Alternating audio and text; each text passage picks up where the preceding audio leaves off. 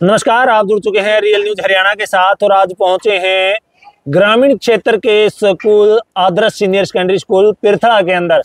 जानेंगे कि इस स्कूल का क्या इतिहास रहा है और बच्चों को शिक्षा के साथ साथ और क्या दे रहे हैं, क्योंकि पिछले समय देखा गया था सोशल मीडिया पर आदर्श सीनियर सेकेंडरी स्कूल पिरथड़ा काफ़ी वायरल रहा था। और आज स्कूल के प्रिंसिपल हमारे साथ हैं नरेश नैन जी। नैन साहब, सबसे पहले रियल न्यूज पे स्वागत है आपका। नमस्कार जी, और मैं सबसे पहले रियल न्यूज़ के सभी दर्शकों को नमस्कार करता हूं। सबसे पहले मैं आपको बताना चाहता हूं कि जैसे शिक्षा के साथ साथ जी हम खेलों में भी बड़ा योगदान रखते हैं। जी जी जी खेलों में बड़ी अचीवमेंट हमारी रहती है जी तो जैसे अगर आपको बताया जाए, जी अभी पीछे कर्नाटक के अंदर सेस्टोबाल के गेम हुए थे जी जिसमें हमारे लगभग 17 से 18 बच्चों ने पार्टिसिपेट किया था जी और वहाँ बच्चों ने गोल्ड प्राप्त किए। जी और उसके साथ अगर और भी बताना चाहें तो सेस्टोबाल के साथ साथ ग्रैपलिंग जी जो हमारे विद्यालय में बहुत ही अच्छे ढंग से करवाई जाती है। अच्छे कोच है हमारे पास, सुनील जी हैं, जी ग्रैपलिंग करवाते हैं। और उसमें हरिद्वार के अंदर नेशनल लेवल पर गेम हुए थे जी रेसलिंग के, तो वहां पर हमारी 6 लड़कियों ने पार्टिसिपेट किया था और 6 की 6 लड़कियां गोल्ड। जी।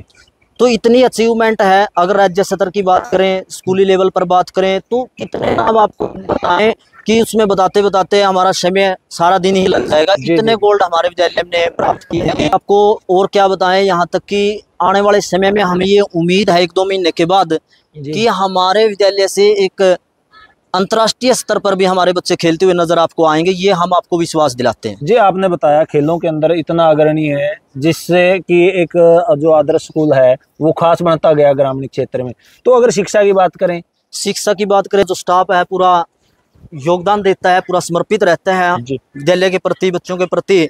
अगर उस परिणाम की बात करें तो जैसे कि हम बताया कि लास्ट ईयर हमारे विद्यालय के अंदर लगभग यानी 98 बच्चे थे हमारे पास बोर्ड की क्लासेस के, जिसमें से 42 मेरिट हमारे विद्यालय ने प्राप्त की। जी, तो इतनी बड़ी ये स्कूल के बारे में अगर आपको बताएं तो जैसे स्टार्टिंग से ही लगभग ये लगा लो कि 2006 से विद्यालय चल रहा है और उसको सुचारू ढंग से चलाने का काम भी किया जा रहा है। जी। तो हम शिक्षा के साथ साथ जैसे खेलों में भी महत्व रखते हैं, उसके साथ साथ हम संस्कार भी बच्चों के अंदर पैदा करते हैं।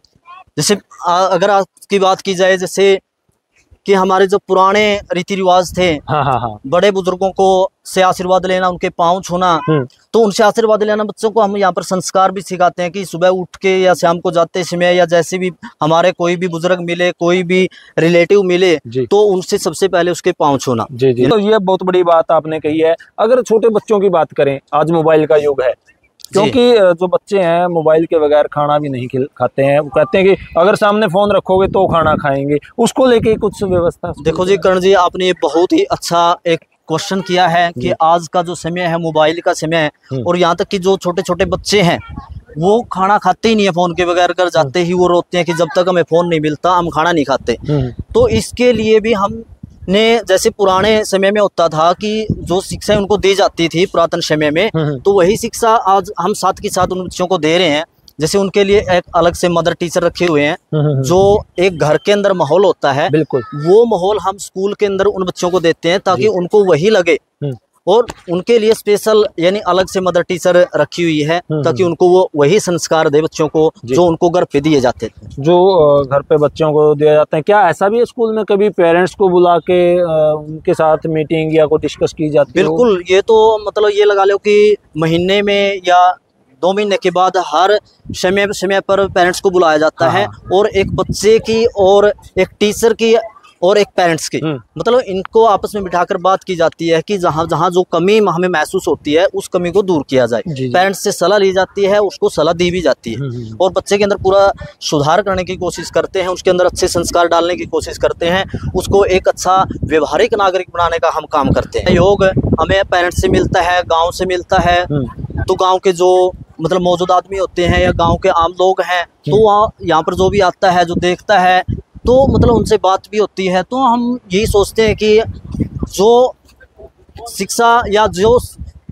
शिक्षा पढ़ने के लिए बच्चे बाहर शहरों में जाते हैं, क्यों ना हम उनको वही शिक्षा, वही संस्कार अपने गांव में दिया जाए। क्योंकि ग्रामीण क्षेत्र में अगर हम रहते हैं तो क्यों हम अपने बच्चों को बाहर भेजें, तो उनकी बजाय अगर उनको वही चीज़ यहाँ मिल रही है तो उनके लिए हम पूरा कोऑपरेट करते हैं, उनको बताते हैं कि हमारे विद्यालय के अंदर जो आपको जो चीज़ चाहिए, जो शिक्षा चाहिए, जो संस्कार चाहिए, चाहे वो खेल के माध्यम से हो, चाहे वो शिक्षा के माध्यम से हो, चाहे वो संस्कार की बात की जाए, तो हर प्रकार का काम हम यहाँ पर करते हैं। नैन सब बात करें जैसे कि +2 तक का स्कूल है आपका जी। +2 के बाद बच्चों को एक चिंता सी रहती है, डर सताता है, परिवार के लोगों को भी, माँ बाप को भी, कि आगे बच्चा क्या करेगा।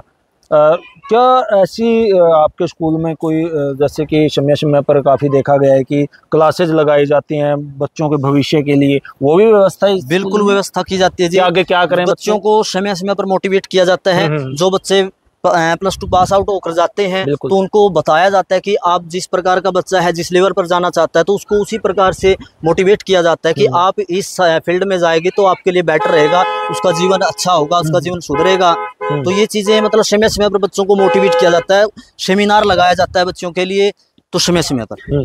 तो एक ये देखा था नैन साहब कि आपके यहाँ स्कूल में काफ़ी समय पहले हम आए थे, पुरानी चीज़ें, पुरातन अगर हम बात करें जैसे कि खेती करते थे, हल वगैरह या जो भी थी चीज़ें, वो हमारे बच्चे भूलते जा रहे हैं। पहले कहते थे शहरी बच्चों को कुछ इस प्रकार ग्रामीण चीज़ों का नहीं मालूम, लेकिन हमारे ही बच्चे, ग्रामीण क्षेत्र के बच्चे उन चीज़ों को भूल रहे हैं, जैसे हल है, सुहागा है, या जोत नाड़, ताकू का नहीं पता काफ़ी बच्चों को। क्या इस प्रकार की जो पुरातन चीज़ें हैं उनको भी यहाँ सिखाया जाता है? देखो कई बार जैसे हम एक किसान के पुत्र होते हैं। हाँ। तो मतलब समय समय पर जैसे फसल आती है तो बच्चों को फसल के बारे में बताया जाता है। जो हमारे पुराने ये साधन होते थे जिसके द्वारा हमारे बुजुर्ग खेती किया करते थे, तो औजार थे, तो उनके बारे में बच्चों को बताया भी जाता है और समय समय पर उनका ये लगाया जाता है, सेमिनार लगाया जाता है। तो उनसे बच्चों को बताते हैं, बच्चों से खुद बनवाते हैं। हाँ। तो बच्चे उनसे जो मटेरियल चीजें होती हैं तो उसके द्वारा उन चीजों को तैयार करते हैं, जुड़े रहते हैं उनसे, हमारे जो पुरातन बारे में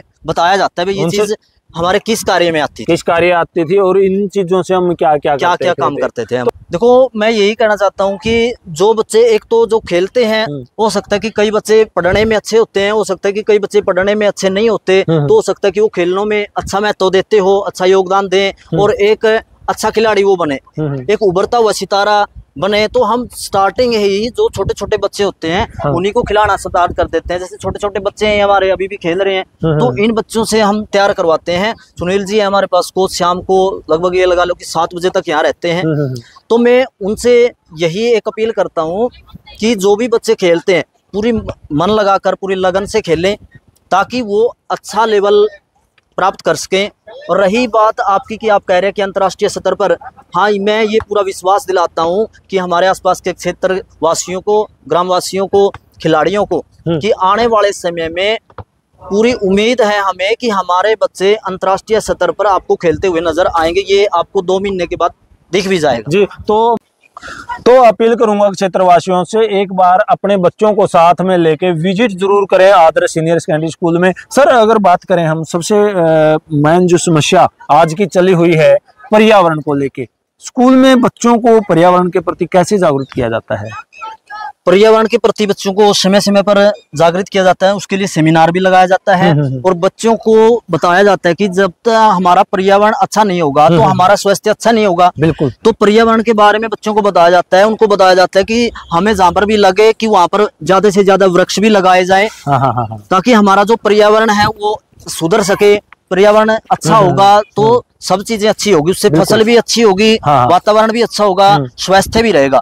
और जहाँ तक आपको बताएं कि आपको लगता है देखो हमारे विद्यालय के अंदर भी बहुत सारे वृक्ष लगाए गए हैं। बिल्कुल तो पूरी हरियाली करना चाहेंगे आप? मैं सभी क्षेत्रवासियों से अपील करना चाहूंगा कि हमारे पर्यावरण को सुधारें, ज्यादा से ज्यादा वृक्ष लगाएं ताकि हमारा पर्यावरण अच्छा रह सके और इससे एक आने वाले जो हमारी संतानें हैं, आने वाली जो पीढ़ियां हैं तो वो भी इससे प्रभावित हो, ज्यादा से ज्यादा प्रभावित हो उससे। और हमारे वातावरण को अगर हम यहाँ लगाएंगे तो आगे आने वाली जनरेशन के लिए इसका फायदा लेगा, उनके लिए अच्छा होगा ये। बिल्कुल। तो ये आपने आदर्श सीनियर सेकेंडरी स्कूल के बारे में जाना है। आदर्श सीनियर सेकेंडरी स्कूल लगातार खेलों में बहुत बड़ी अचीवमेंट प्राप्त कर रहा है और सर ने विश्वास दिलाया है कि आदर्श स्कूल का बच्चे, जो आदर्श स्कूल के बच्चे हैं वो अंतर्राष्ट्रीय लेवल पर खेलते हुए आपको नजर आएंगे। तो हमें भी इंतजार रहेगा कि वो बच्चे एक बड़ी अचीवमेंट प्राप्त करके आदर्श स्कूल में पहुंचे और फिर उनका स्वागत के लिए आसपास के क्षेत्र के लोग तैयार रहेंगे। तो जो विश्वास दिलाया है नैन साहब ने, उस पर वो बच्चे खरा उतरे। और आप सभी जो वीडियो देख रहे हैं, एक बार आदर्श स्कूल में अपने बच्चों के साथ आके विजिट जरूर करें। अपने बच्चों का खेल में अगर भविष्य आजमाना चाहते हैं तो वो यहाँ पर अपने बच्चों के साथ आकर देखें। शाम को यहाँ पर लगभग 6 बजे तक कोचिंग दी जाती है, खिलाए जाते हैं। तो कैसी ये रिपोर्ट लगी है? नैन साहब, आपका बहुत बहुत धन्यवाद जानकारी देने के लिए। और फिर नई अपडेट के साथ आपके सामने हाजिर होंगे। तब तक के लिए जय हिंद, जय भारत। धन्यवाद।